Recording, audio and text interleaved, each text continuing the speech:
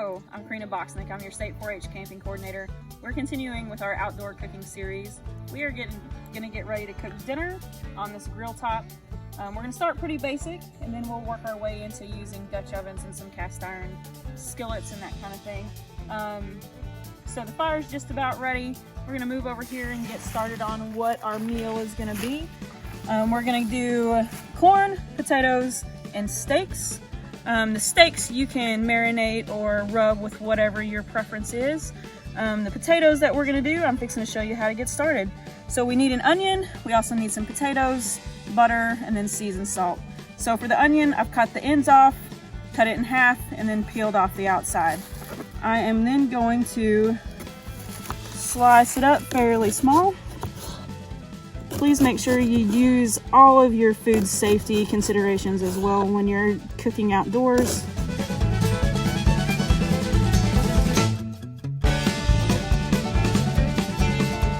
So that's enough for the onions that I need. Now I'm going to slice up some potatoes. I want to do them roughly the same size, so in that kind of the 1/8 to 1/4 inch thick. Try to get them roughly all the same thickness so that they cook evenly.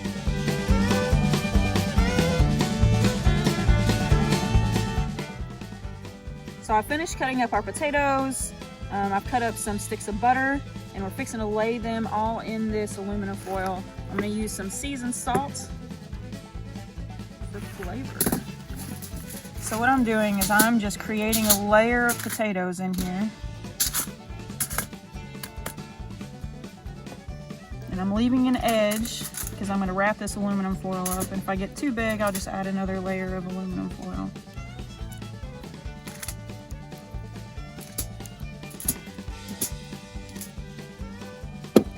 And I'm going to add some onions.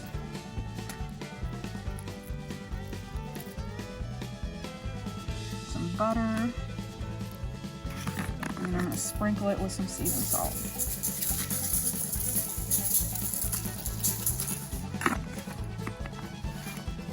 All right, I'm gonna keep layering this up until I use up all of my potatoes. All right, we're adding our last few potatoes to our pile. I'm gonna try to slide off on me.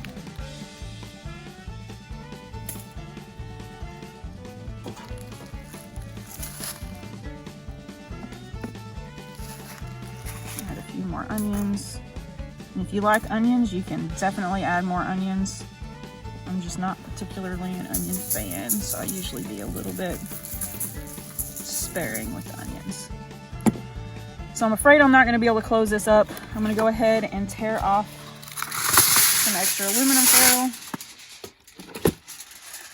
I'm going to cover this up, and I'm going to wrap it up.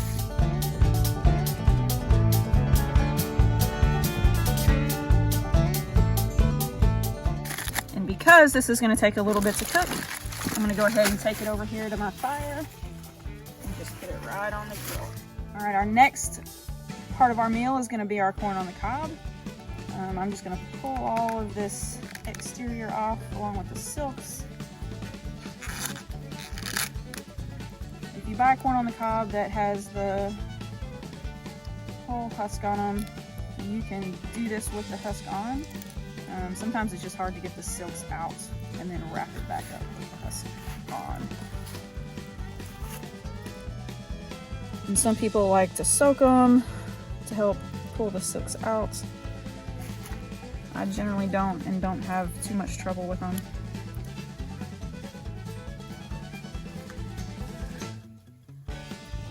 So the next thing I'm going to do is I'm going to coat this corn on the cob in butter.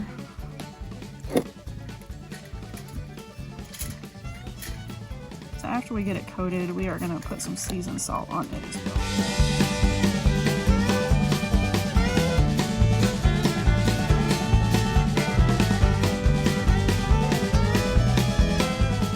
And then, like the potatoes, I'm just going to wrap it up in this aluminum foil. I've already got my other one ready, and hopefully I won't get another eye full of smoke, but we're going to put these on the fire as well to let them start cooking. Hi, I'm Jesse Bocksnick, the Arkansas 4-H Outdoor Skills Instructor. And as we progress into our cooking, you can tell we've already kind of turned this over. You can tell it's already almost golden on this side because we did flip it over, and you're asking yourself at this point, how did you turn that over? Well, we used leather gloves. Okay, you're gonna find it's pretty hot. So youth, if you're doing this at home, be sure to use the proper equipment. Adults as well. It'll be hard to do this with the tongs because it can poke holes in your foil when you turn over the big roll of potatoes. So go ahead and use some leather gloves if you got them. Don't touch it with your bare hands. And remember, this is extremely hot. Now, we're about ready to put our steaks on. Remember to use your food safety. I'm going to use a different set of tongs as I get them out of the bag. And if you got questions on food safety, you can always contact your local county extension office. We have a lot of fact sheets and a lot of highly educated folks that are there to help you with your food safety concerns.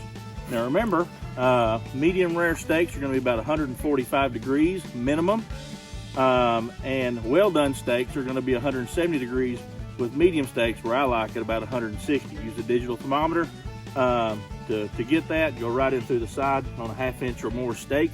Go right in through the side, don't hit any fat, and make sure you get that temperature right if you're unsure or new to the outdoor cooking process.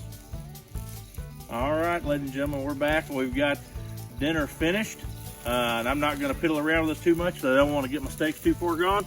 So first, we're going to go ahead and pick up these potatoes, and notice we are using a set of cheap welding gloves. Be careful, the juices can still run out on you. Go ahead and grab your corn. Set up here and let them cool and rest. And then as we go for our steaks, I'll go ahead and get my tongs here. And as you notice, even the camera folks, our co-host Miss Creenna, gets that plate out there when the steaks come off. All right, y'all. Good luck with your cooking. If you have any questions on food safety or anything like that, be sure and contact your local county extension office.